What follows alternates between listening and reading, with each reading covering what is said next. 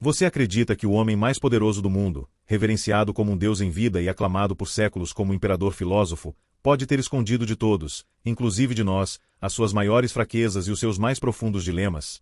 A imagem que nos é transmitida de Marco Aurélio é, em grande parte, construída a partir de suas próprias meditações, uma obra que, embora profunda, foi concebida como um diário pessoal, um exercício de autoexame e não uma autobiografia ou um tratado público.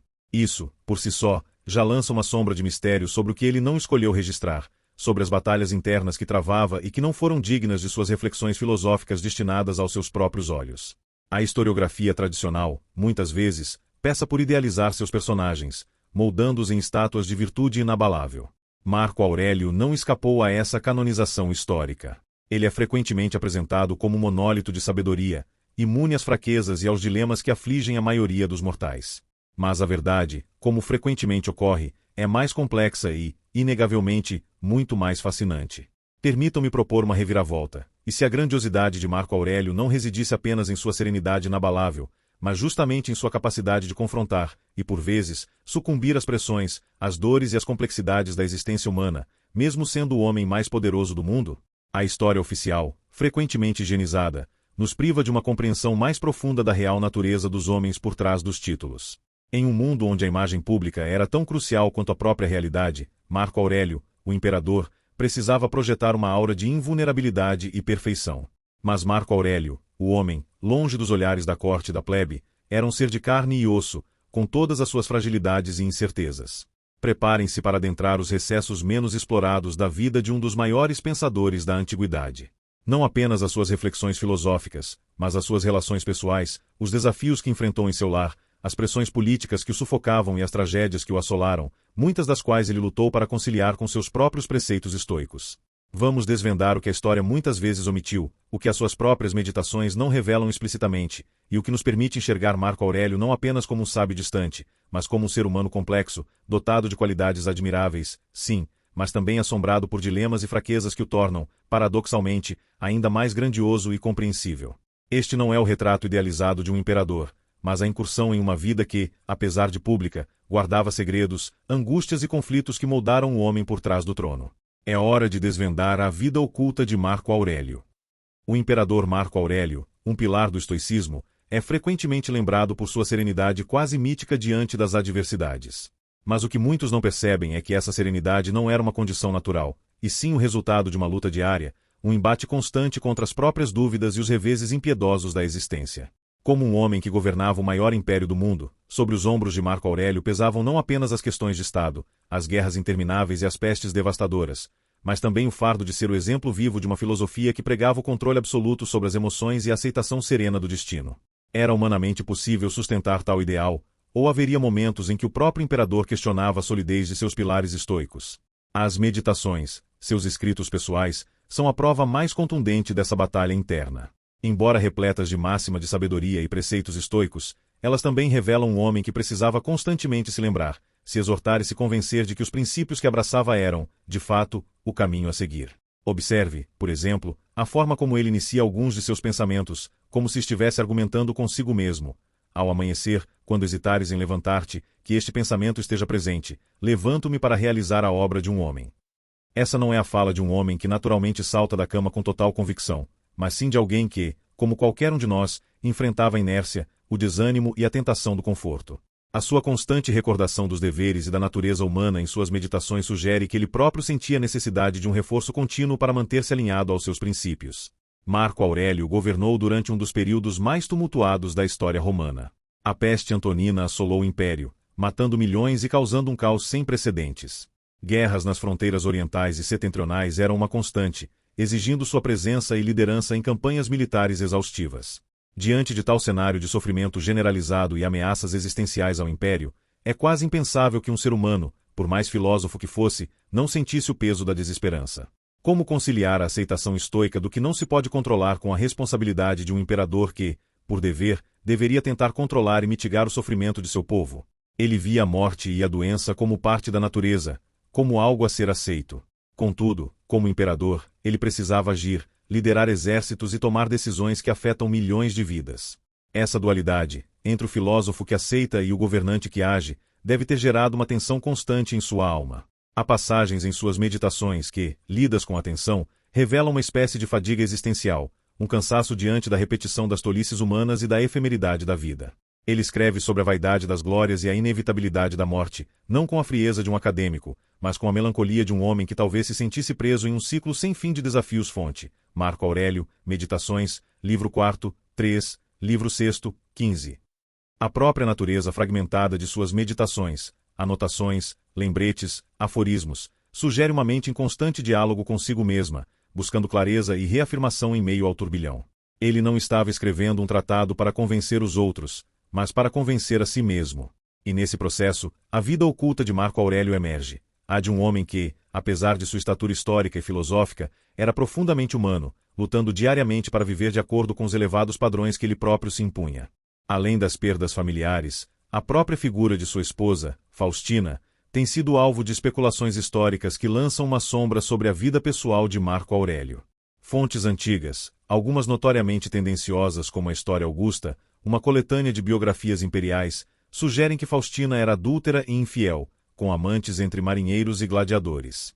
Embora a maioria dos historiadores modernos descarte essas alegações como calúnias de inimigos políticos ou fofocas da corte, a simples existência dessas narrativas, mesmo que infundadas, adiciona uma camada de complexidade à imagem do imperador. Se tais rumores chegavam aos seus ouvidos, e é quase certo que sim, dada a natureza da corte romana, como o estoico, que prega o controle sobre o que está em nosso poder e a indiferença ao que não está, lidaria com a mancha pública em sua honra e na de sua família? A indiferença estoica ao julgamento alheio é um ideal elevado, mas aplicá-la quando a reputação de sua própria esposa é vilipendiada, no centro de seu império, é um desafio de proporções hercúleas. A vida de Marco Aurélio não foi um retiro tranquilo de meditação, mas uma arena de batalhas constantes. Não apenas as guerras nas fronteiras, mas as guerras silenciosas travadas dentro de seu próprio palácio e, mais importante, dentro de sua própria alma. A peste antonina, por exemplo, que se estima ter matado entre 5 e 10 milhões de pessoas em todo o império, incluindo membros de sua própria família e legiões inteiras, exigia dele não apenas liderança militar e política, mas uma força mental para não sucumbir ao desespero coletivo. Ele viu a sociedade romana ser dilacerada, a economia desestabilizada e a moral da população em frangalhos. A sua resiliência, neste contexto, não era a de um homem que não sentia dor, mas a de alguém que escolhia, a cada amanhecer, enfrentar o sofrimento com a dignidade e a razão que a filosofia estoica lhe impunha. Ele era o imperador que tinha de se lembrar, a cada passo, de que as coisas externas não nos afetam. É a nossa opinião sobre elas que o faz, um de seus preceitos fundamentais, também encontrado no livro 4 de suas Meditações, mesmo quando o mundo ao seu redor parecia desabar. A imagem do imperador inabalável, impassível diante da dor e da perda, é sedutora, mas a realidade da vida de Marco Aurélio desafia essa simplificação. Ele não era imune à dor, nem à angústia, especialmente quando as tragédias batiam à porta de seu próprio lar. Seu reinado, que durou de 161 a 180 d.C., foi marcado por uma sucessão de infortúnios pessoais que teriam esmagado a maioria dos homens, e que certamente puseram à prova a resiliência de seu estoicismo. Como um pai e marido, ele enfrentou perdas que nenhum preceito filosófico poderia apagar completamente. Marco Aurélio casou-se com sua prima, Faustina, a jovem, em um arranjo político que, segundo os relatos da época, evoluiu para um casamento de afeto genuíno. Juntos, tiveram pelo menos 13 filhos, um número notável para a época e para a corte imperial, conforme detalhado na biografia de Marco Aurélio escrita por Anthony Birley. No entanto, a alta taxa de mortalidade infantil da antiguidade não poupou a família imperial. Das 13 crianças, apenas uma filha e o infame Commodus, seu filho e sucessor, sobreviveram até a idade adulta. Imagine o peso sobre um pai que, constantemente, via seus filhos pequenos sucumbirem a doenças, uma dor que se repetia e se acumulava. Como o estoico que aceita a morte como parte natural da vida, ele certamente tentava aplicar seus ensinamentos. Mas como pai, a perda de uma criança após a outra deve ter sido uma provação excruciante, gerando um luto que, por mais racional que se buscasse ser, era inerentemente avassalador. Suas meditações oferecem vislumbres dessa dor contida. Embora ele não se debruce sobre o luto de forma explícita e lamentosa, há passagens onde a brevidade da vida e a inevitabilidade da perda são temas recorrentes. Não vivas como se fosses viver por 10.000 anos. A morte pende sobre ti. Enquanto vives, enquanto é possível, torna-te bom, é um exemplo de seus escritos, presentes no livro 4 das Meditações. Esta não é apenas uma máxima filosófica, pode ser interpretada como um lembrete urgente a si mesmo, um esforço para transmutar a dor da perda em um imperativo para a virtude e a ação. O luto é uma emoção humana universal, e mesmo o mais estoico dos imperadores não poderia simplesmente ignorá-la. Ele a processava, a transformava, mas a dor estava lá, subjacente.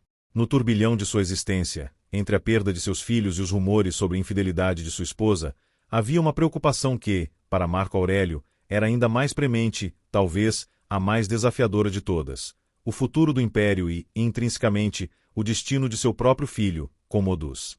A historiografia, tanto antiga quanto moderna, frequentemente aponta a sucessão de Commodus como o grande erro de Marco Aurélio, um ponto de inflexão que marcou o fim da Pax Romana e o início de um período de instabilidade.